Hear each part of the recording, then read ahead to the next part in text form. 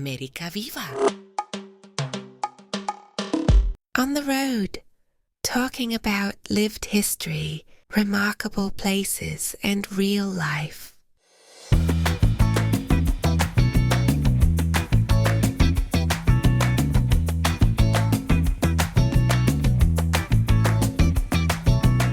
Hello, my name is Tom Noga. I am a reporter, filmmaker, explorer.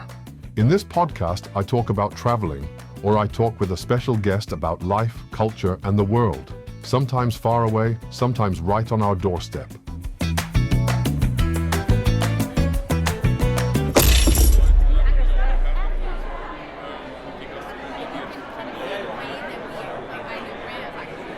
Welcome to the new episode of On the Road. Today, we are literally on the road at the ITB in Berlin, the world's largest travel trade fair.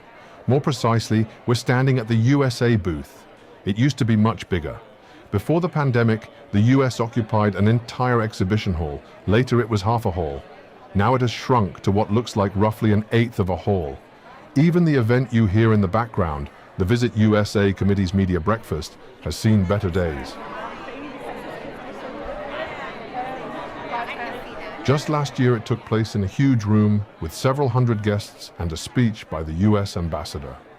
The relatively modest presence of the United States at ITB brings us to today's topic. Can you still travel to the US? And if so, where should you go? Many people seem to answer the first question with no. Visitor numbers from Europe dropped by almost 10% in 2025, and in January 2026, they fell another 5% compared to the same month a year earlier. First of all, I'm not going to dive into politics here, but I do want to put some of the things we see, read, and hear into perspective. Stories about street clashes, denied entry at the border, outrageous fees, and rising prices. Let's start with the political polarization in the United States. It certainly exists, but in everyday life, I didn't notice much of it when I was traveling along Route 66 last year. Colleagues who have recently been in the US and friends who live there tell me the same thing.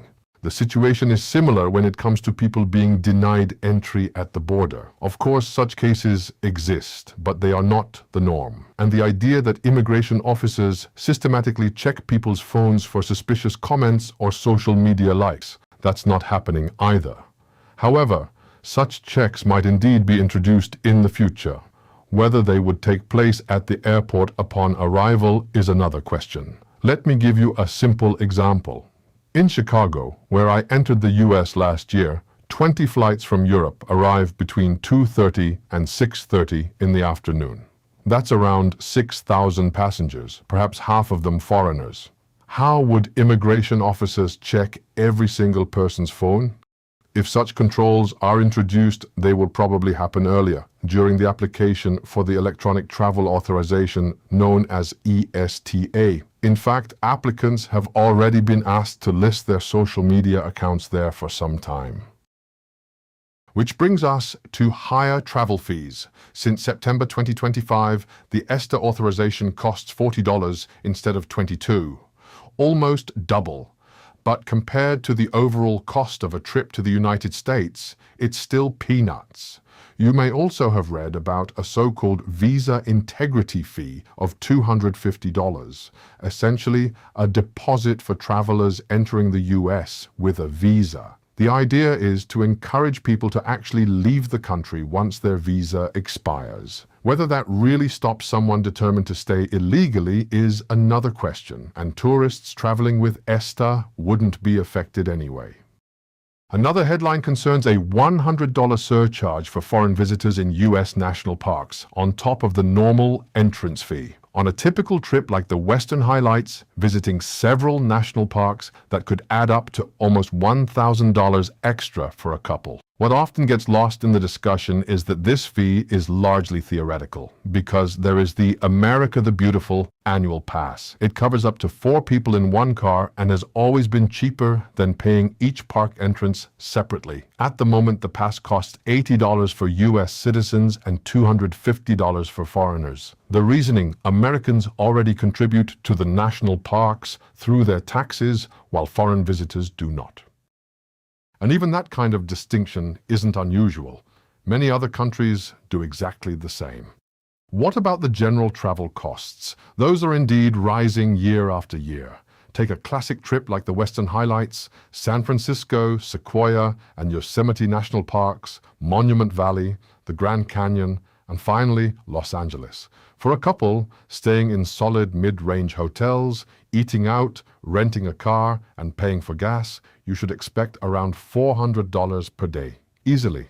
And that's before you add tours or activities. Can you do it more cheaply? Yes. And here are a few tips. Don't stay inside the national parks, but just outside them. Near Sequoia, stay in Three Rivers. For Yosemite, look at Oakhurst or Mariposa. And for the Grand Canyon, Williams is a good option. Monument Valley is an exception. The view from the View Hotel, especially at sunrise, is worth every extra dollar. When I'm in San Francisco, I often stay in Berkeley, a charming university town. From there, it's less than half an hour by train to the city. And once you're in San Francisco, you can get everywhere by public transport. Los Angeles is different. It's a classic car city.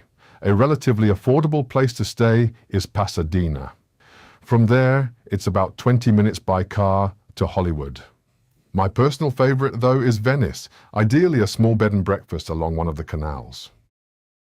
2 more tips if you want to extend the Western Highlights route. Add Joshua Tree National Park and Palm Springs. The town of Joshua Tree itself is an artist colony. If you go there, try to stay at the Joshua Tree Inn, the place where the legendary country rock musician Gram Parsons died. I actually tell his story in my audio drama Gram.